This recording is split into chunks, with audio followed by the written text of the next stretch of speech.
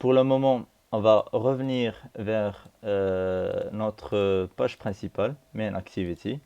On peut cliquer sur Contrôle, on met un contrôle-clic sur Activity Main pour afficher cette interface ou afficher le fichier. On clique sur Split encore une fois pour diviser notre écran. Je vais réduire cet élément-là.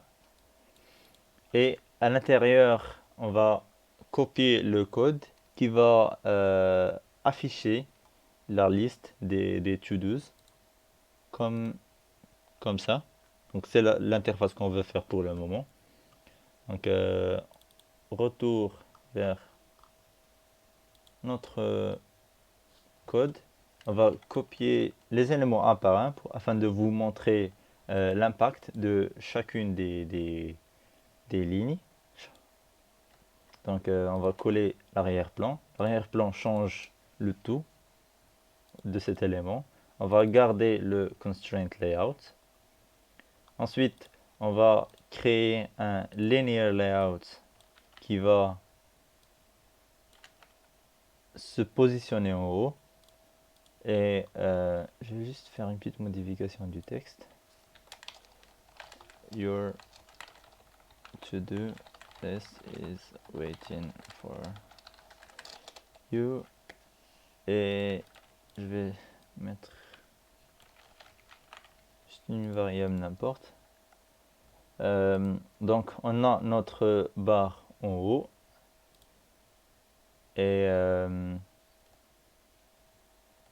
on peut pour le moment ajouter le contenu ou la liste.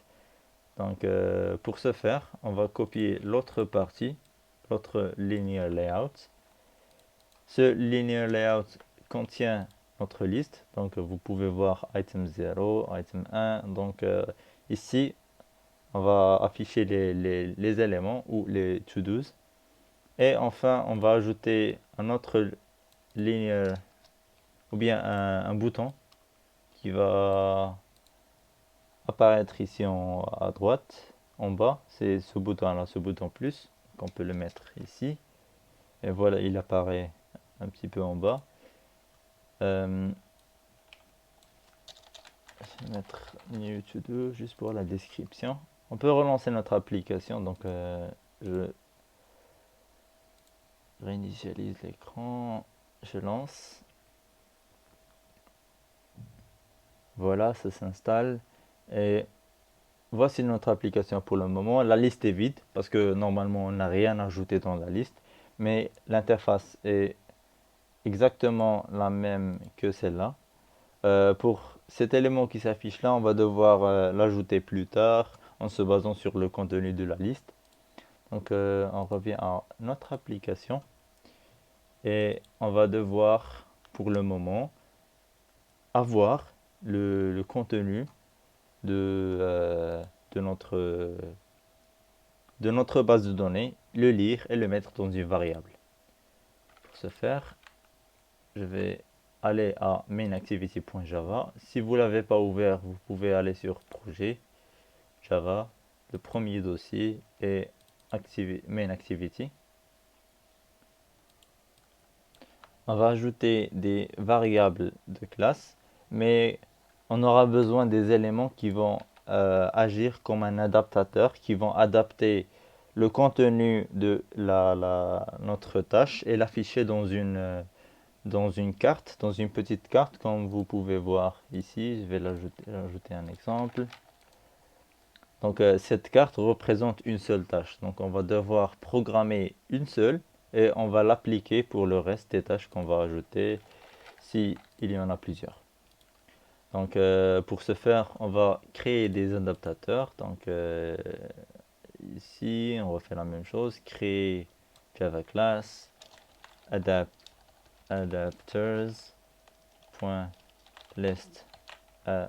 adapt. Voici notre classe listAdapter. Cette classe va devoir faire appel à une autre classe, donc extendRecyclerView.adapt. Et on va devoir ajouter une classe interne qu'on va copier.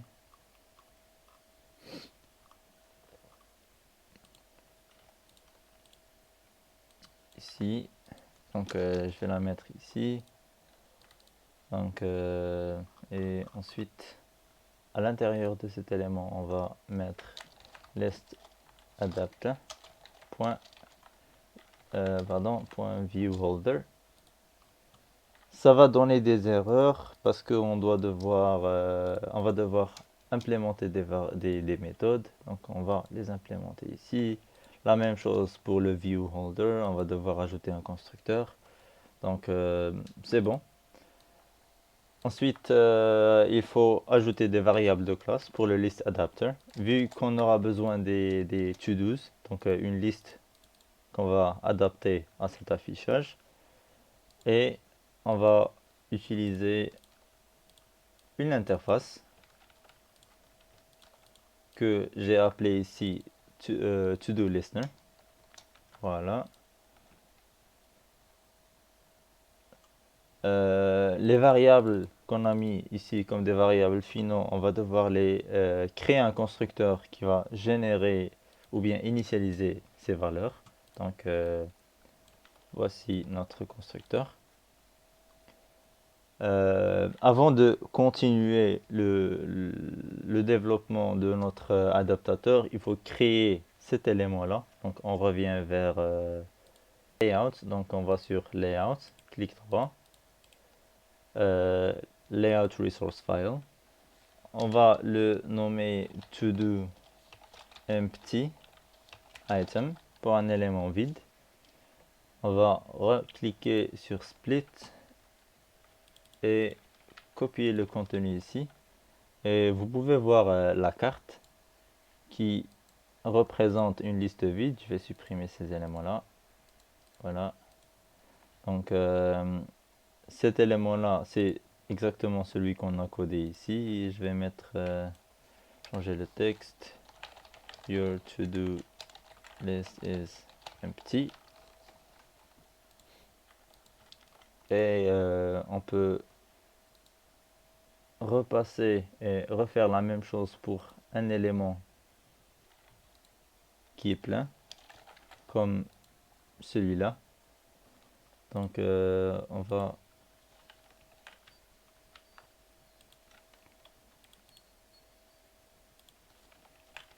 créer une carte, donc clic droit, Resource File, To-Do Card, et on va copier le contenu, remettre Split et copier le contenu ici.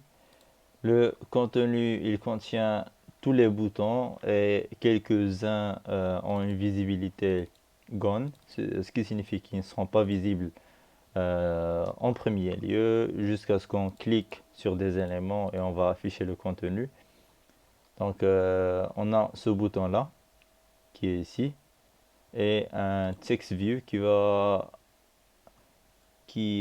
contenir le contenu de la tâche comme test dans cet exemple. Et on aura d'autres éléments qui ne seront pas visibles. Je vais supprimer la visibilité pour les voir, comme le symbole pour supprimer qui apparaît lorsqu'on clique sur ce bouton, et l'autre symbole.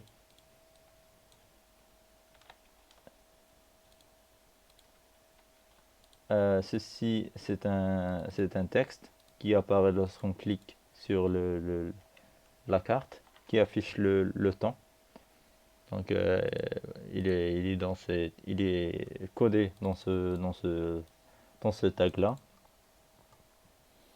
Maintenant qu'on a nos cartes, on peut revenir et passer vers notre adaptateur et terminer la programmation de notre adaptateur.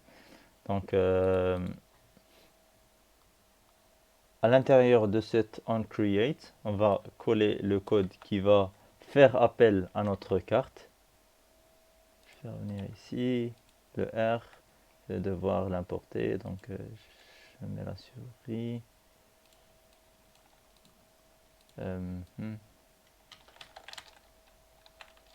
R dot layout.toDoCard.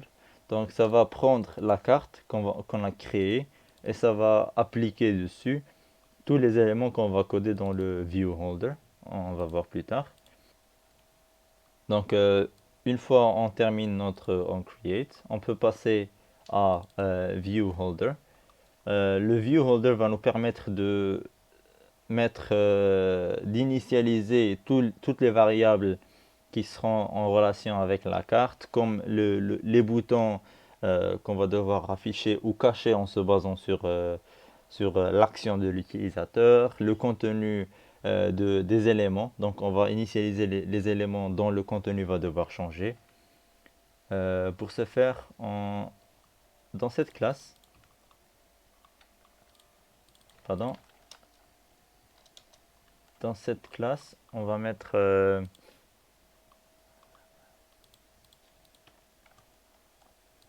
dans cette classe, on va mettre des variables de classe que je vais ajouter ici. Et à l'intérieur du constructeur, on va devoir faire appel à ces variables ou les initialiser à partir de notre vue avec des identifiants. Ces identifiants sont exactement ceux que vous pouvez voir ici. Ensuite, on va ajouter des listeners qui vont permettre d'exécuter des éléments lorsque, par exemple, la carte a subi un clic ou un changement ou bien une action de la part de l'utilisateur. Une fois le viewHolder est fait, on peut revenir vers le onBindViewHolder. Le bindViewHolder va permettre de combiner entre la to-do et le contenu de la carte.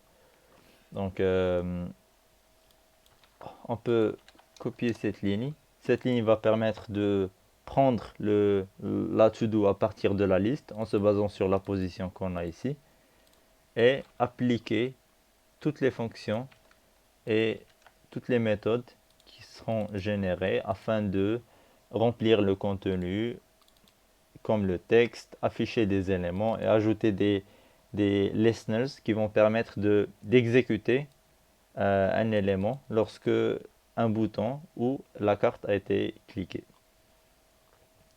On a aussi besoin de ces deux fonctions qu'on va devoir ajouter pour changer le style.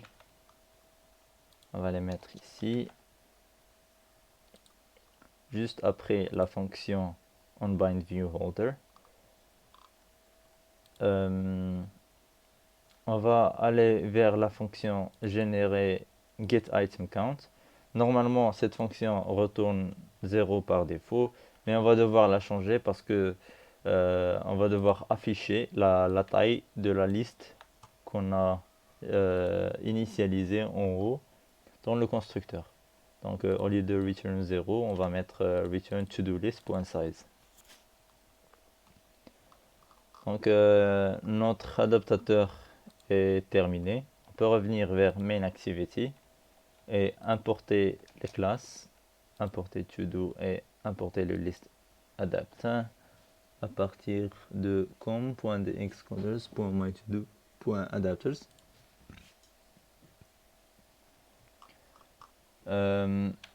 Donc une fois qu'on a préparé nos variables de classe,